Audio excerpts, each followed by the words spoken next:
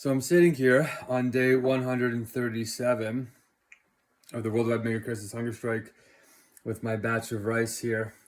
I put some vinegar in it and this soy sauce, that's the healthier kind, dark soy sauce. Anyway, I'm sitting here thinking that these cooking shows that I do, and this time it's gonna be South Korea because one of my best friends was from South Korea, that these cooking shows display something important. That when you're trying to change the world, one of the first things that your opponents do, ooh, stomach is still sensitive though. I had some olive oil. It's really hard on the weakened digestive system. One thing they do is they try and make you look like you can't take care of yourself and what's called the basic needs of the everyday. And one of those is cooking and cleaning. So my place is a mess right now, right? I'm not incredibly proud of it, but I'm proud of the fact that I'm holding on by a thread. A Supreme Court case, these lower court cases, 7 elite law firms bombarding me. My University of Alberta, I'm calling them out so that the public knows that where I'm coming from, because I think the University of Alberta will be one of the first universities, if not the first university, to align with universal logic and fix the fragmentation that's causing a lot of the problems inside of it. There's a lot of problems at the University of Alberta, and it's a beautiful university. We do not want these universities to collapse. We're trying to find a better way of sharing so that we have what's called ephemeralization, doing more with less. So in terms of environmentalism, it's how ecosystems sometimes work when they're properly balanced, and we're out of balance right now. So the University of Alberta is coming down on me too, and I have a lot of stuff going on. Freelancer, there's 80 people that want to work for these flow blessings that we have now, these flow rolls and the blessons, the blessing lessons on how the intergovernment works, whether you're scientific and atheist or whether you're religious and theist. It's the same universal logic. It's absolute objectivity. So we know how to align a government now with that, and a university, and every institution of truth, including artificial intelligence, will align with this. I'm holding on to all these things and doing a cooking show at the same time, and a vegan cooking show and an ethical vegan cooking show with no preservatives as much as possible, all organic. It's expensive.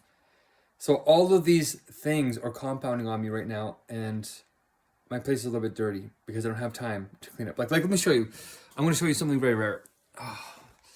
I'm feeling stronger, but I got the jitters. It's unusual at this stage. I'm on day 3 of eating, so my lights are burnt out. So I'm going to show you something. Part of the mess is all these like bags. It has to do with this pile right here. See what that pile is? All the way down my hallway. And look at, I think I already showed some of you. This is my Supreme Court of Canada case. I had to go through all that. Oh, my stomach actually. Hold on a second. I'm not getting dizzy right now. That's good. It's just my stomach is the oils and the fats.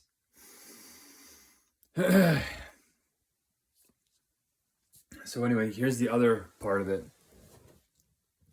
Right, and these boxes are supposed to be filled with papers, but I had to do a little bit of minor laundry because a friend came and visited me.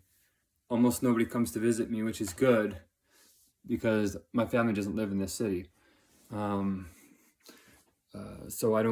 it's good because I don't get sick. If people came often, I might get sick when I'm in this vulnerable state. So it's kind of a plus, but if I wasn't having 2 meetings every day, it'd be kind of lonely. But I'm surrounded by some good people, as you guys know, really pushing hard. And there's lots to do to keep me entertained. Just the Supreme Court, just what you saw here, is enough to keep one person busy if they're against one law firm. I'm against 7. You know, it's extreme what's happening to me. And what's a good little update is I've been filing complaints to the Canadian Judicial Council. That's the big judge body that makes sure that the conduct of the judges is ethical. And they were ignoring my complaints for the last 6 months. They didn't ignore my first 2. To their credit, I like the Canadian Judicial Council because when they didn't know me, I filed 2 complaints right away. and they dismissed them. And it was when I filed that there was an abusive process on the appeals. And appeals is when the judge makes a decision, you don't like it, then you go to an appeal process. But my judge, and love goes out to him, Judge Summers, if you ever watch this, I'm not trying to come after you because I think you're a terrible person. I know you were the director of the Edmonton Community Legal Center, which also needs to improve. It's just that you missed a couple of important things. And I know that once you're entrenched in the system, it gets hard to get out of some of the milieu of everyday inefficiencies. But we need to improve now. And it's going to happen with my case. So if we can exonerate, or if we can have Judge Summers admit his mistake and, have him be a part of the positive force of change that's coming with the Messiahs and this new spirit, then let's do that. But he did make a mistake and layered me up with a whole bunch of appeals at the same time, which makes it extremely hard on a self-representing litigant to keep up. And I did. I was delayed for months because I was trying to figure out what was going on while going to school and having like 10 hunger strikes in between and a whole bunch of stuff. Oh yeah, and I'm on hunger strike. So the Canadian Judicial Council said that I wasn't experiencing an abusive process, that all these appeals was just normal process. And I was like, no, it's not. So they ignored me because I submitted another complaint, and they just said, no, you missed it. And I was like, no, it's an actual complaint. And then I thought they blocked my emails, but I kept submitting a complaint roughly once every four months. If you do it too much, they'll really call you a vexatious litigant. So I did it enough to know that, no, there's a problem here.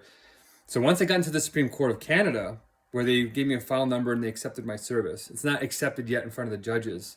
But please, judges, please pay attention to this. This is a very serious institutional blind spot. I can't even believe for 32 days I was being injected with no legal counsel, nothing.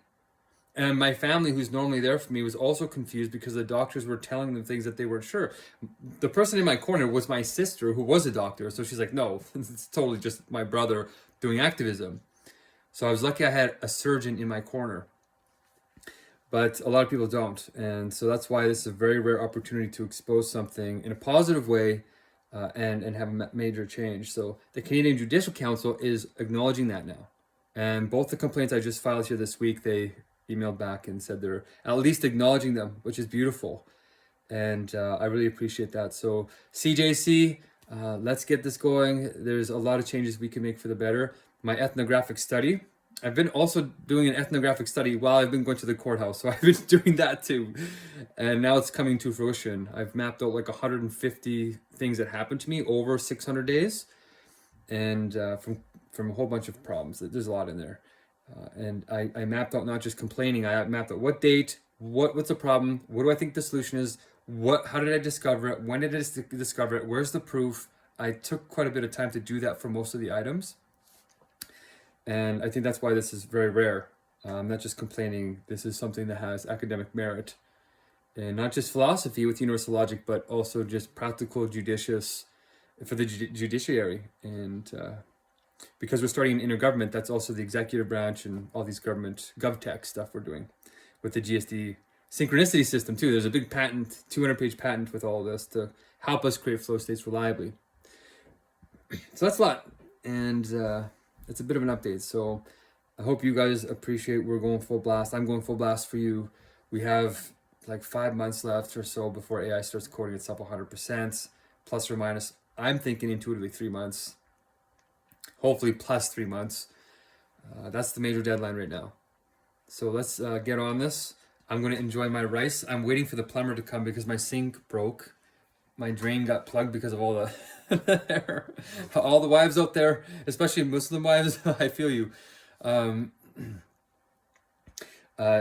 Yeah, there's a lot going on, and I'm holding on here. It's hard even for me. There's a lot happening.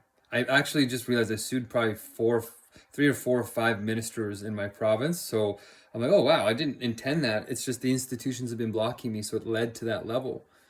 And the Attorney General now is messaging me, or their staff, who also ignored me in the beginning. So it's all starting to happen where I think I'm praying that the Supreme Court is getting everybody in line and be like, no, let's get this as a landmark case so we can change something fundamental and have something actually just, an actual justice system, not just a legal system. The police taught me that when they were arresting me when I was doing my hunger strikes. They never charged me, by the way. I don't have a criminal record. They arrested me 10 times when I was on my hunger strike in front of the courthouse, and when I went and looked, not once was I charged.